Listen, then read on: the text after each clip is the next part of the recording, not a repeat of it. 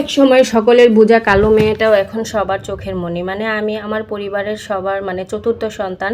আমার বড় 2 ভাই আছে, বড় বোন আর তারপর আমার একটা ছোট্ট বোন আছে। ছোটবেলা থেকে আমি অনেক অবহেলা অযত্নে বড় হয়েছি, কারণ আমি কালো ছিলাম এবং আমার ভাই বোন তেমন কেউই কালো ছিল না। আমার পরিবারে মোটামুটি ছেলেদেরকে আলাদা একটা নজরে দেখা হয়, কিন্তু মেয়েদেরকে যে এতটাও অসম্মান করা হয় তাও না, কিন্তু আমাকে একটু বেশি অযত্ন অবহেলা করা হতো কারণ আমি কালো ছিলাম আমার বড় বোন এবং ছোট বোনের তুলনায়।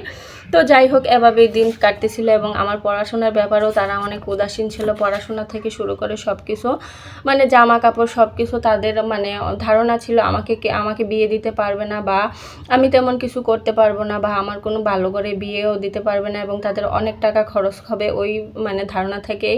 মানে আমার বাবা মা ভাই বোন কেউ আমাকে তেমন পছন্দ করতো না। তো যাই হোক, এভাবেই দিন কাটতেছিল।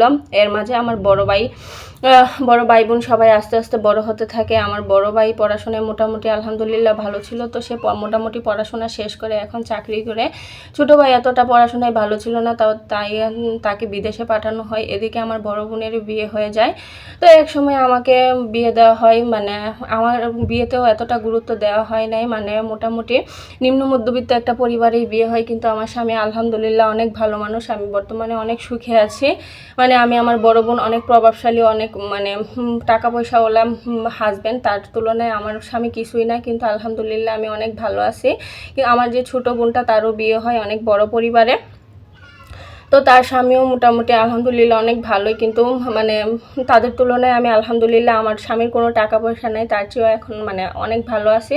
তো যাই হোক, মানে এর মাঝে অনেকগুলো বছর কেটে যায় এবং আমার ভাইও মানে চাকরি করার পর বিয়ে করেছে এবং তারও সন্তান আছে। সে আলাদা বাসা নিয়ে থাকে এবং ছোটো ভাই সেও মানে প্রবাস থেকে আসার পর তাকে বিয়ে করানো হয়। সেও মানে আমার যে ওই ভাবি, সেও বাবার বাড়িতে থাকে এবং আমার 2 বোনেরা তারাও সংসার নিয়ে অনেক ব্যস্ত। কিন্তু আমার মায়েরও আস্তে আস্তে অনেক বয়স হয়ে যায়, তাদেরকে দেখার মতো মানে কেউ নাই, এমন একটা অবস্থা, বা খোঁজখবর নিবে মানে তাদের ওই রকম সময়ও হয়ে ওঠে না। তো এক সময় মানে এদের অবস্থা, মানে আমার মা এর মাঝে হুট করে মানে প্যারালাইজড হয়ে যায়। তো মানে এরা কেউ যে এসে সেবা যত্ন বা কিছু করবে, তাদের ওই রকম সময় হয়ে ওঠে না, বা তারা ওইটাকে এত গুরুত্ব দেয় না। তো বাধ্য হয়ে আমার স্বামী আমাকে প্রস্তাব দিতে যে আমি যাতে আমার মাকে আমাদের সাথে নিয়ে আসি, আমার বাবা মাকে। তো এখন বর্তমানে আমার মা আমার সাথেই আছে, আমি তাকে যতটুকু পারি সেবা যত্ন করার চেষ্টা করি। এখন আমার বাবা মা অনেক অনুতপ্ত আমার উপরে। আমার স্বামী মানে সর্বোচ্চ চেষ্টা করে আমার মানে বাবা মাকে দেখাশোনা করার, যেহেতু তার এতটা সামর্থ্য নাই, সংসার মানে চালাতে হিমশিম খেতে হয়। তারপর আমার বাবা মায়ের কোনো কিছুতে কোনো কষ্ট হোক এরকম কিছু করে না।